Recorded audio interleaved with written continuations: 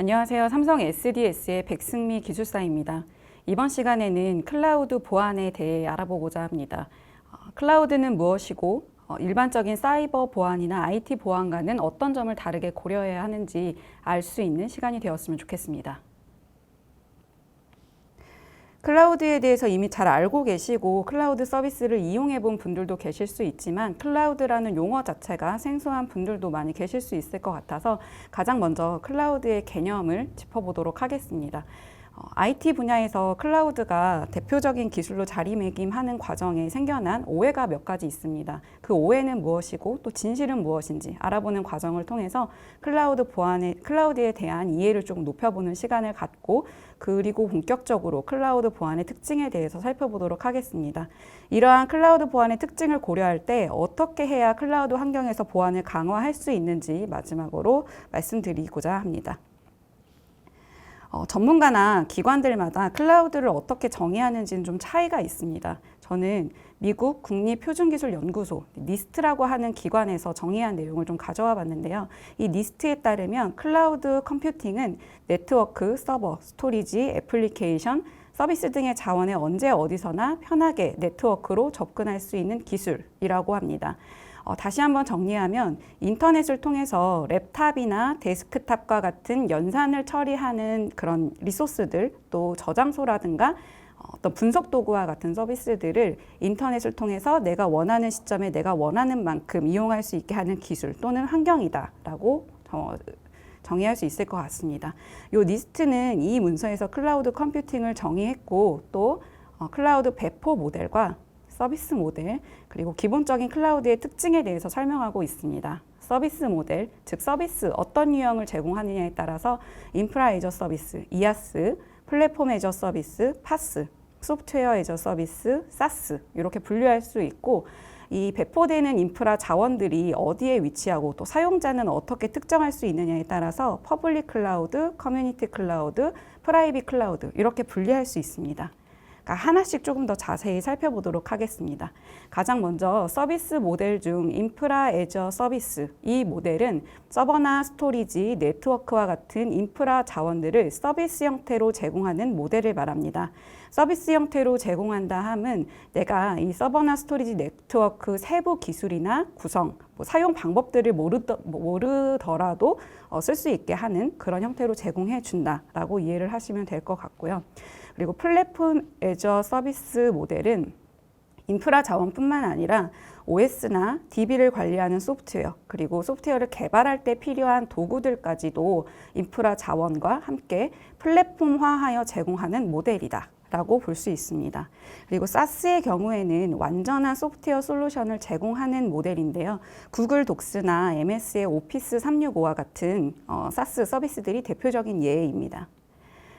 배포 모델 중 퍼블릭 클라우드는 클라우드 서비스 프로바이더, CSP가 소유하고 있는 자원을 인터넷을 통해서 원하는 누구에게나 제공하는 형태라고 볼 수 있습니다. 이렇게 아마존의 AWS나 마이크로소프트의 애저, 구글의 GCP가 대표적인 퍼블릭 클라우드 예시입니다. 커뮤니티 클라우드는 동일한 업종에 있거나 공통의 목적을 가진 기업이나 조직이 공동으로 클라우드 시스템을 구축하고 사용하는 형태를 말합니다. 프라이빗 클라우드는 일반 인터넷상의 인프라 자원을 위치시키고 인터넷을 통해서 자원에 접근하는 것이 아니라 프라이빗한 네트워크에서 자원을 유지하고 운영하면서 특정 조직만 전용으로 사용하는 형태를 프라이빗 클라우드라고 합니다. 퍼블릭, 그 다음에 커뮤니티, 프라이빗, 그리고 클라우드와 대비되는 전통적인 IT 환경인 온프레미스 4개 중에서 2개 이상의 유형을 함께 사용하는 형태를 하이브리드 클라우드라고 말합니다. 최근 클라우드 시장에서는 멀티 클라우드라는 용어도 굉장히 많이 언급이 되고 있는데요. 서로 다른 서비스 제공자로부터 서비스를 사용하는 경우를 멀티 클라우드라고 부를 수 있습니다. 예를 들어 AWS의 이아스 서비스를 이용하면서 애저의 이아스 서비스를 이용한다. 이런 형태를 멀티 클라우드라고 볼 수 있습니다. 니스트가 말한 클라우드 보안과도 직결되는 아주 중요한 특징들이 5가지 있는데요. 이 점은 뒤에서 조금 더 자세히 살펴보도록 하겠습니다. 다음으로 클라우드에 대한 오해에 대해서 알아보도록 하겠습니다. 클라우드 이전에 기업들은 이렇게 왼쪽에 보이는 형태로 정보 시스템을 구성하고 사용해 왔습니다. 하나의 서버 위에 여러 개의 어플리케이션이 OS 그리고 하드웨어 자원을 공유하는 형태입니다. 그런데 한 2010년도 중후반부터 많은 기업들이 클라우드 전환을 해야 된다라는 그런 움직임에 발맞춰서 오른쪽에 보이는 형태로 정보 시스템 구성을 변경하고 사용해 왔는데요. 차이점이 보이실까요? 왼쪽에는 보이지 않았던 하이퍼바이저라든가 버추얼 서버, 게스트 OS라고 하는 요소들이 나타난 걸 볼 수 있습니다. 버추얼 머신, 버추얼 서버는 가짜 하드웨어, 즉 하드웨어 장치들의 기능을 소프트웨어적으로 구현하고 그 위에 독립적인 OS를 구동할 수 있게 만들어진 말 그대로 가상의 서버입니다. 하이퍼바이저는 이러한 가상 머신들을 만들고 구동하고 또 이렇게 실질적으로 존재하는 그 물리적인 인프라 자원을 가상 머신에 분배해주는 역할을 하는 소프트웨어입니다. 이 두 가지 소프트웨어와 기술들이 2000년대 중반부터 개발되기 시작했는데요. 2010년 중후반 이후부터는 우리나라에서도 이러한 기술들을 사용하는 기업들이 하나둘 늘어나고 있었습니다. 이렇게 이 두 가지 기술을 통해서 우리는 물리적으로는 한 개만 존재하지만 마치 여러 개의 자원을 가진 것처럼 사용할 수 있게 되었는데요. 이러한 가상화된 환경을 우리는 클라우드라고 볼 수 있을까요?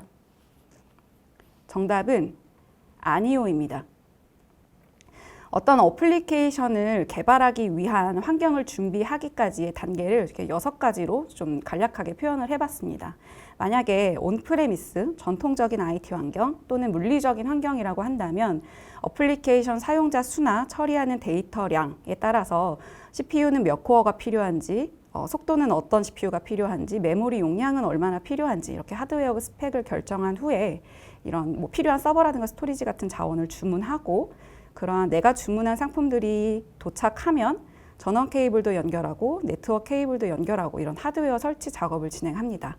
그 후에 OS를 설치하고 설치된 OS 위에 DB를 관리하는 소프트웨어라든가 성능을 모니터링하는 소프트웨어라든가 추가적으로 필요한 도구들을 설치하면 그때서야 이제 개발을 할 수 있는 환경이 준비되게 됩니다. 서버 가상화 환경에서는 이미 구성되어 있는 하드웨어 풀에 가상 머신을 생성하고 그 가상 머신에 OS를 새로 설치하거나 아니면 골든 이미지라고 불리워지는 이미 구성된 OS에서 필요한 설정만 변경함으로써 OS 설치 이 단계를 완료할 수 있고 그 위에 추가적으로 필요한 웹을 구동하기 위한 도구라던가 DB와 웹 간의 연계를 위한 소프트웨어라든가 이런 필요한 도구들을 설치함으로써 또 개발 환경을 준비할 수 있게 됩니다. 물리적인 환경의 경우에는 보통 수주에서 몇 개월까지도 통상적으로 소요가 되고요. 서버 가상화 환경에서는 보통 며칠에서 빠르면 몇 시간에서 며칠 정도의 시간이 소요됩니다. 클라우드 환경이라고 하면 내가 필요한 개발 환경을 이미 클라우드 서비스 제공자가 서비스로 만들어서 제공을 하고 있을 수도 있습니다. 그렇다면 나는 필요한 서비스를 확인하고 신청 또는 생성하거나 아니면 CSP가 제공하지 않는 일부 소프트웨어만 몇 가지 더 추가로 설치하면 소프트웨어를 개발할 수 있는 환경을 준비할 수 있게 됩니다. 보통 클라우드 환경에서는 빠르면 몇 분에서 몇 시간 정도면 이러한 개발 환경을 준비할 수 있습니다. 이렇게 물리적인 환경, 서버 가상화 환경, 클라우드 환경은 어플리케이션을 개발하거나 새로 도입하는 과정에서 필요로 하는 작업, 속도, 그리고 편리함 측면에서 명확한 차이가 있습니다. 앞서 살펴본 가상화 환경은 클라우드 환경과 대비했을 때 속도도 현저하게 느리고 또 해야 하는 작업의 유형이 클라우드보다 훨씬 많다라는 걸 알 수 있습니다. 그런 측면에서 클라우드는 가상화와 완전하게 동일하지 않으며 클라우드만의 환경은 구분될 수 있다. 이렇게 이해를 하는 것이 바람직하겠습니다. 클라우드에 대한 두 번째 오해는 클라우드는 보안에 취약하다는 인식입니다. 이렇게 불특정 대다수가 접근할 수 있는 인터넷망에 우리 기업의 소중한 자산인 데이터와 그리고 어플리케이션이 위치하기 때문에 클라우드는 당연히 보안에 취약할 것이다 라고 인지를 하는 기업이나 사람들이 많이 있는데요. 이건 역시도 사실이 아닙니다. 이렇게 우리가 지켜가야 하는 소중한 유물이 있다고 한번 가정을 해보겠습니다. 우리 가족들만 출입할 수 있고 일부 보안 시설도 갖추고 있는 가정집에 이 유물을 보관하는 것과 불특정 다수가 출입을 할 수 있지만 조금 더 강화된 보안 시설과 체계를 갖추고 있는 박물관에 이 유물을 보관하는 것, 어떤 것이 더 안전할까요?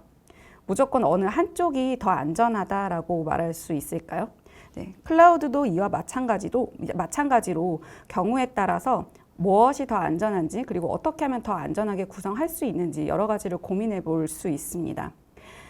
보안을 투자도 많이 하고 그다음에 인력이나 조직도 다양하게 갖추고 있어서 보안을 처음부터 끝까지 완벽하게 구축할 수 있는 대규모 기업이라고 한다면 클라우드 환경이 상대적으로 보안에 취약하다라고 보여질 수 있겠지만 보안에 충분한 투자를 하기 어려운 비즈니스 특징을 가지고 있거나 아니면 인력이 충분하지 않은 중소기업 또는 일반 개인이라고 한다면 오히려 클라우드 환경이 조금 더 안전한 보안 환경을 구축하는 데 도움이 될 수 있습니다. 클라우드에 대한 또 다른 오해는 클라우드는 비용 절감이라는 효과를 무조건 가져온다라는 잘못된 인식입니다. 클라우드로의 전환이 한창 일어나던 2010년대 후반에 여기 화면과 같은 기사들을 많이 찾아볼 수 있었습니다. 클라우드 서비스가 비용 절감으로 이뤄질까는 상황에 따라 다르다. 클라우드의 혜택을 논의할 때 중요한 점은 비용 절감이 전부가 아니라는 것이다. 또 멀티클라우드 전략으로 돌아가거나 다시 자체 구축으로 돌아서고 있는 기업들도 많이 있고 비용 절감 효과가 기대만큼 크지 않다는 게 이유다. 이렇게 기사에서 언급한 것처럼 비용 절감이 클라우드의 장점 중 하나인 것은 명확하지만 클라우드로 전환하는 모든 목적이 비용 절감에 초점이 맞춰져 있으면 좀 클라우드의 효과를 제대로 누릴 수 없다라고 볼 수 있습니다. 코로나 팬데믹 상황에서도 수요가 갑자기 증가했는데 안정적으로 서비스를 제공하고 발빠르게 대처했던 그래서 클라우드 도입의 성공 사례다라고 언급되는 대표적인 기업 두 개가 있습니다. 첫 번째 기업은 비용 절감은 클라우드 마이그레이션을 결정하게 된 주요 원인이 아니다. 두 번째 기업은 성능 확장성, 신뢰성 및 우수한 보안을 위해서 클라우드를 도입했다라고 그 목적을 밝히고 있습니다. 이 두 기업의 클라우드 도입 목적을 보더라도 비용 절감보다는 클라우드의 다른 효과에 초점을 맞추는 것이 바람직할 수 있다라는 결론을 얻을 수 있습니다. 여태까지 클라우드에 대한 오해와 진실 그리고 개념을 살펴보면서 클라우드에 대한 이해는 좀 어느 정도 우리가 가져갈 수 있게 되었는데요. 다음으로 가장 처음에 클라우드 특징이라고 언급되었던 5가지를 지금 살펴보겠습니다. 첫 번째 클라우드의 특징은 사용자가 직접 임의로 원하는 시점에 사용을 할 수 있다는 점입니다. 그리고 두 번째 특징은 어디에서나 다양한 기기로 접속할 수 있다는 것. 그리고 세 번째는 불특정 다수와 자원을 공유하게 된다는 것입니다. 클라우드 서비스를 이용한다는 것은 클라우드 서비스 제공자가 가상화와 격리 기술을 바탕으로 불특정 다수에게 CSP가 소유한 자원을 분배해 준다는 의미가 되는데요. 그렇기 때문에 조금 더 저렴한 비용으로 인프라 자원을 사용할 수 있다는 뜻이 되기도 합니다. 또 네 번째 특징은 필요한 만큼 빠르게 인프라 자원을 확장하거나 축소할 수 있다는 것. 그리고 5번째 특징은 사용한 만큼만 비용을 지불하면 된다는 점입니다. 이러한 클라우드의 특장점은 보안을 생각하면 단점으로 작용을 하기도 합니다. 많은 기업들은 우리 회사의 임직원 그리고 우리 회사가 제공하는 서비스를 사용하는 고객들도 좀 허용이 된 사람만 우리 시스템에 접근할 수 있도록 어떤 통제하는 정책을 만들고 적용하고 있습니다. 그리고 그러한 권한을 요청하고 승인하는 절차도 운영을 하고 있는데요. 책임 소재를 명확하게 하고 누구든 언제든 항상 보안을 고려해야 된다라는 인식을 제고하기 위한 기업들의 노력입니다. 클라우드에 사용자가 직접 임의로 사용할 수 있다는 특징은 관리자가 승인할 수 있는 절차를 그대로 적용하기 어렵다는 뜻이 되기도 합니다. 또 언제 어디서나 다양한 기기로 접속을 할 수 있다는 점은 기업이 이미 유지하고 있었던 접근 통제 정책을 그대로 적용하기 어렵거나 아니면 관리하는 데 매우 복잡해질 수 있다는 점을 의미합니다. 불특정 다수와 자원을 공유한다는 점은 나의 데이터가 어느 위치에 저장되는지 모르기 때문에 데이터 암호화라든가 데이터 유출 그리고 노출 관리에 조금 더 많은 어려움이 있을 수 있다라는 걸 의미하게 됩니다. 필요한 만큼 신속하게 인프라 자원을 확장하거나 축소할 수 있다는 점은 보안 관리를 해야 되는 우리의 정보 자산이 얼마나 되고 어디에 있는지 파악하기 어렵다는 뜻이 되기도 하고, 사용한 만큼 비용을 지불한다는 점은 초기에 보안에 대한 투자가 많다라는 점으로 잘못된 인식을 불러일으키면서 이건 역시도 어려움을 줄 수 있습니다. 클라우드 환경이라 하더라도 일부 기관에 인증을 받은 보안 장비를 사용해야 된다라는 법이나 규제가 있습니다. 그렇기 때문에 클라우드 환경으로 처음 전환을 하는 과정에서 이런 보안에 대한 투자가 필요한 경우가 있는데요. 컴퓨팅이나 네트워크 리소스처럼 이렇게 사용한 만큼 지불을 하는 다른 리소스와 다르게 조금 더 비용을 많이 지불해야 된다라는 인식을 줄 수 있는 부분입니다. 두 번째 클라우드 보안의 특징은 바로 공동 책임 모델입니다. 클라우드 서비스를 사용하면 클라우드 서비스를 제공하는 사업자가 보안까지도 전부 책임을 져야 되는 거 아니야? 라는 생각을 하실 수가 있는데요. 이렇게 IT 서비스를 제공하기 위해 필요한 물리적인 시설부터 네트워크나 OS, 사용자 계정까지 필요한 요소들을 나열해 봤을 때 클라우드 서비스 모델에 따라서 사용자들이 공통적으로 사용하게 되는 영역이 있고, 아니면 개별 사용자 혼자서만 사용하게 되는 영역이 있습니다. 이처럼 사용자들이 공통으로 사용하게 되는 영역은 당연히 클라우드 서비스를 제공하는 사업자가 그 보안 역할을 다하고 책임을 지게 됩니다. 그러나 개별 사용자가 독립적으로 사용하는 이러한 영역은 클라우드 서비스 제공자가 접근하거나 통제할 수 없기 때문에 이 서비스를 사용하는 개별 사용자가 직접 보안 역할을 이행해야 되고, 보안 문제가 생겼을 때 책임도 져야 한다는 점을 의미합니다. 여기에 여러 CSP들이 제공하고 있는 공동 책임 모델이 설명되어 있습니다. 각자 표현하고 있는 방식이라든가 사용하는 용어들은 조금 차이가 있지만 기본적인 원리는 동일합니다. 사용자들의 공통 영역은 CSP 사업자가, 그리고 개별적인 영역은 클라우드 사용자가 보안 역할을 이행하고 책임을 져야 된다라는 것이 핵심 원리입니다.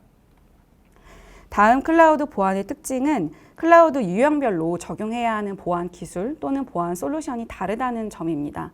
이렇게 이아스냐, 파스냐, 사스냐, 클라우드 서비스 모델, 그리고 배포 모델에 따라서 사용할 수 있는 또는 필요한 보안 기술, 보안 솔루션이 이렇게 4가지 카테고리로 분류가 됩니다.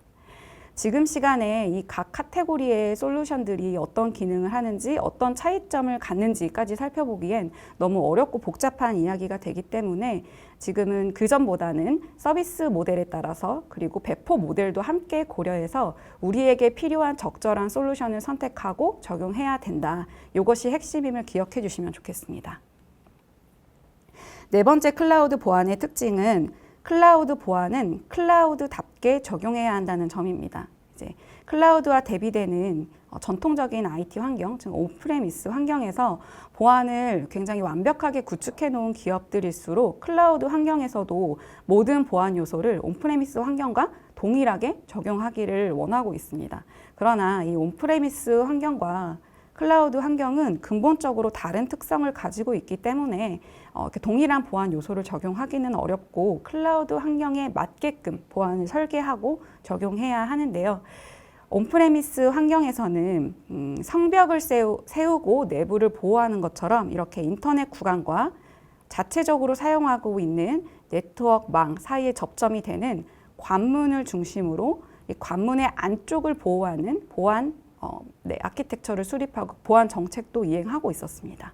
여기 보시는 것처럼 이 관문 뒤쪽에 디도스를 차단하는 장비, 그리고 방화벽, 그리고 침입을 탐지하는 시스템, 그리고 웹 어플리케이션 파이어월이라는 또 다른 형태의 방화벽 물리 장비들을 이렇게 두면서 보안을 구축하고자 했었는데요.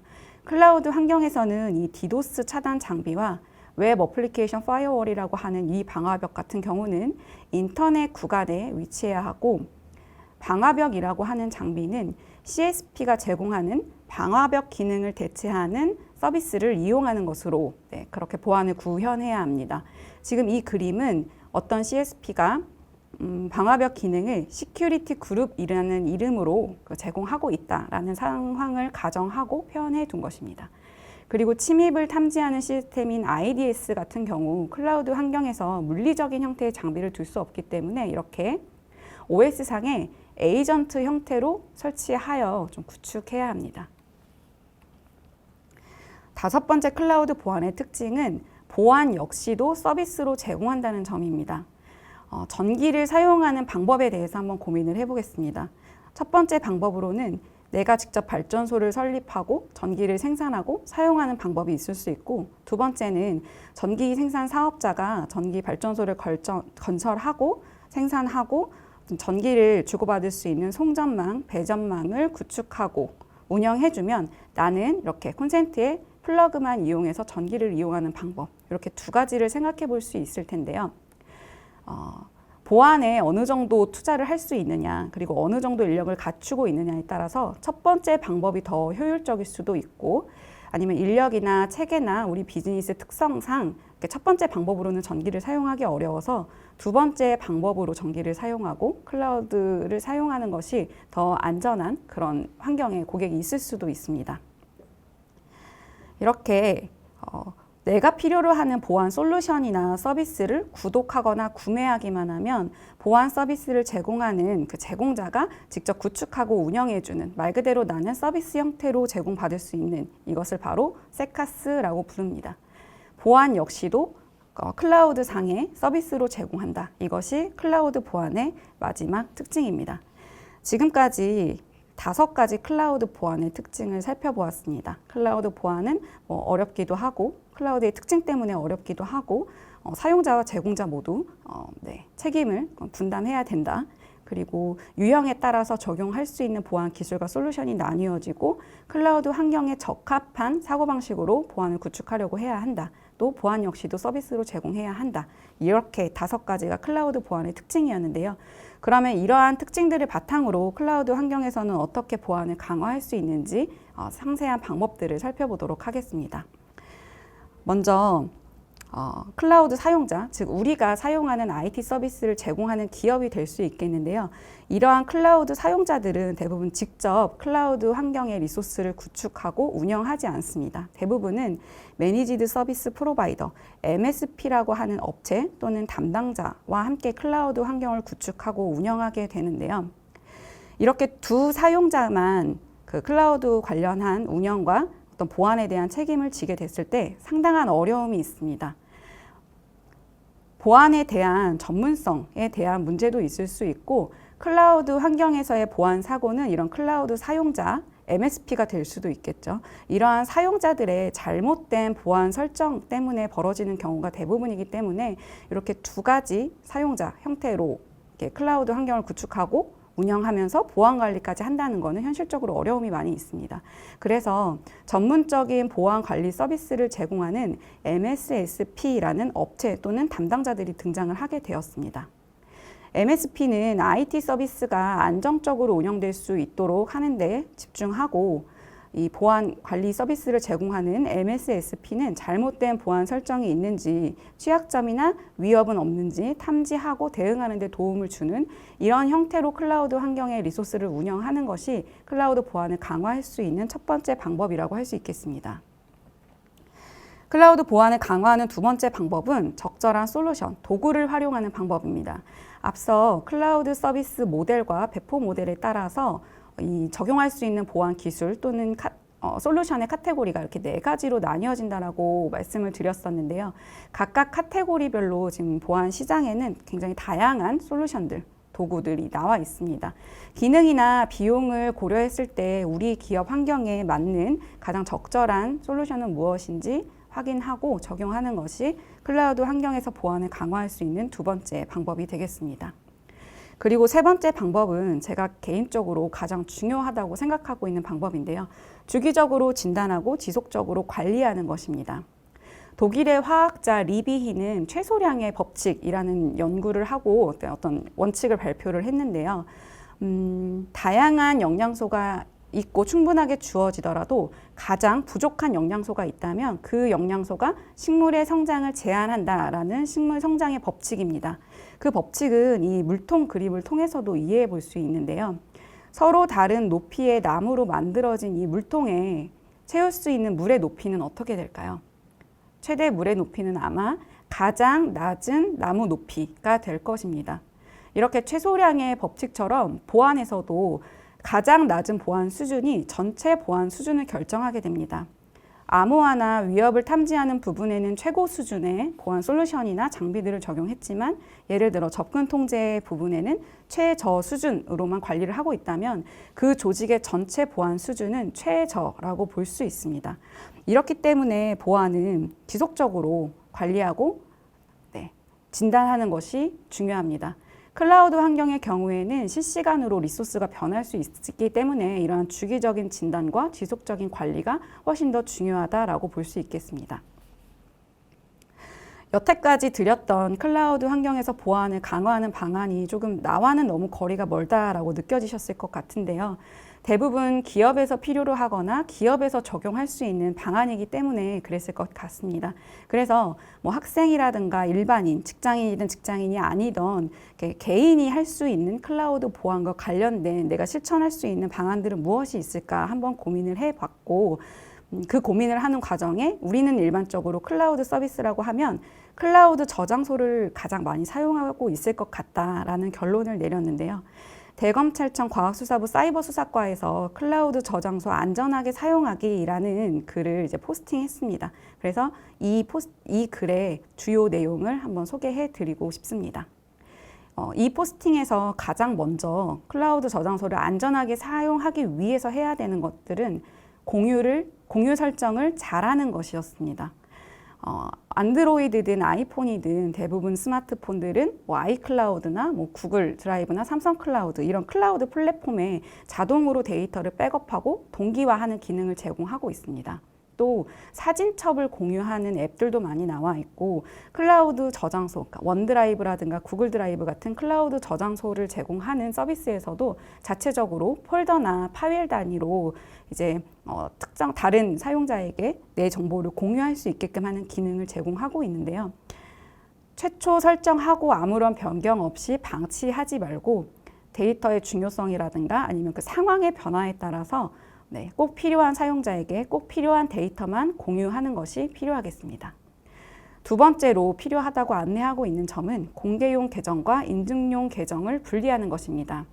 SNS 같은 데 공개되어 있는 계정을 모바일 기기 로그인이나 아니면 나의 정보가 올라가 있는 중요한 서비스에 로그인하는 데 활용하고 있지는 않으신가요?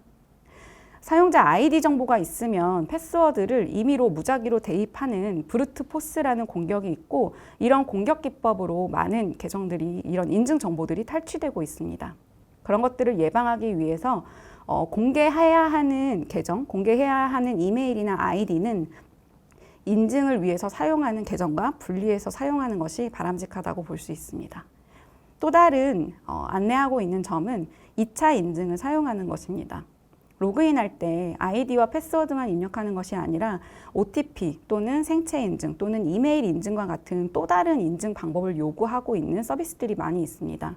당장은 번거로워 보일 수 있지만 나의 아이디 패스워드와 같은 1차적인 인증 정보가 탈취된 이후에도 나의 계정을 보호할 수 있는 중요한 방법이기 때문에 이 2차 인증을 사용하는 것도 매우 중요하고 꼭 적용하셨으면 좋겠습니다. 마지막으로 안내하고 있는 점은 개인정보의 중요성을 인식하는 것입니다. 어떤 정보가 나를 연상시키지는 않는다고 해서 굉장히 사소하다고 생각할 수 있는데요.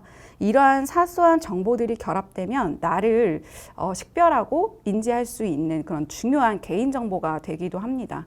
그래서 나에 관련된 어떠한 정보든 공개하거나 업로드하기 전에는 항상 꼭 필요한 건지 아무런 문제는 없는지, 안전장치는 충분한지 이런 것들을 검토한 후에 개인정보를 좀 활용하는 것이 바람직하다고 볼 수 있겠습니다.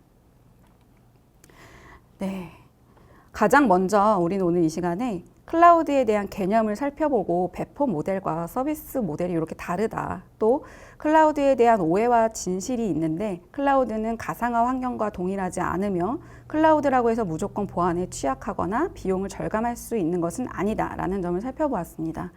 또 클라우드의 보안에는 이렇게 5가지 특징이 있다는 점도 살펴보았고, 이러한 특징들을 고려했을 때 클라우드 환경에서 보안을 강화하기 위해서는 MSP나 MSSP 이렇게 적절한 역할을 수행하는 담당자들을 분리해 두고 적절한 도구, 솔루션을 활용하며 지속적으로 진단하고 관리하는 프로세스를 확보하는 것이 중요하다라는 점까지 살펴봤습니다.